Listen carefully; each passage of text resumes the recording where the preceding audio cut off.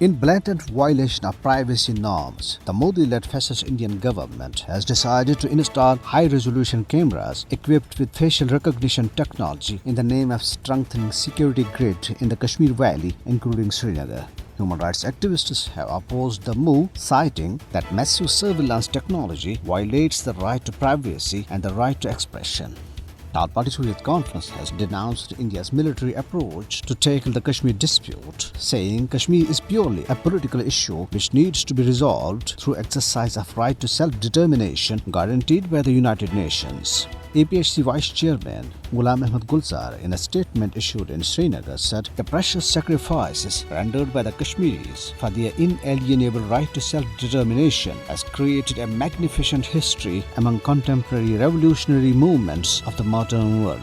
He stressed that the military siege of the entire Kashmiri population by more than 1 million Indian occupation troops enjoyed draconian powers to kill with impunity warrants urgent attention of the United Nations Secretary General Antonio Guterres and necessary legal action against India.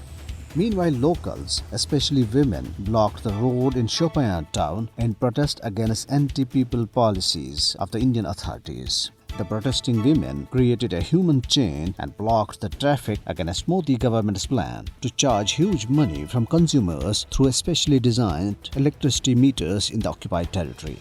Senior Hurriyat leader Engineer Farooq Ahmed Khan died of cardiac arrest in Sopore today.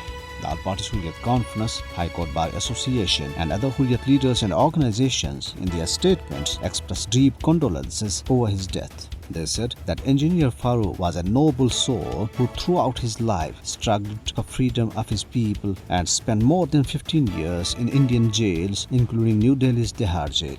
The Tehreek-e-Wahdat-e-Islami, at a meeting of its advisory council in Budgam, said that Kashmiris have a deep love and attachment for Pakistan and want to be part of the country after gaining freedom from Indian yoke. The meeting said this in response to the statement of self-styled Lieutenant Governor of Jammu and Kashmir Manoj Sinha, in which he warned of strict action against pro-Pakistan people in the occupied territory.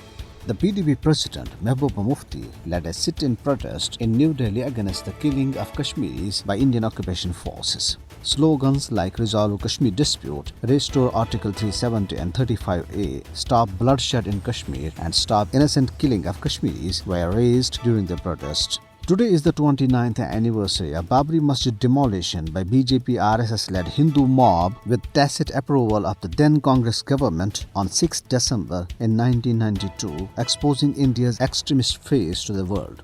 What is more agonizing than the demolition of the Babri Masjid itself is the biased role of the Indian top judiciary, which in November 2019 had allowed the Hindus to construct a temple at the site of the historic masjid. Not only this, the top Indian court also acquitted BJP veterans like Lal Kishan Advani involved in demolition of Babri Masjid.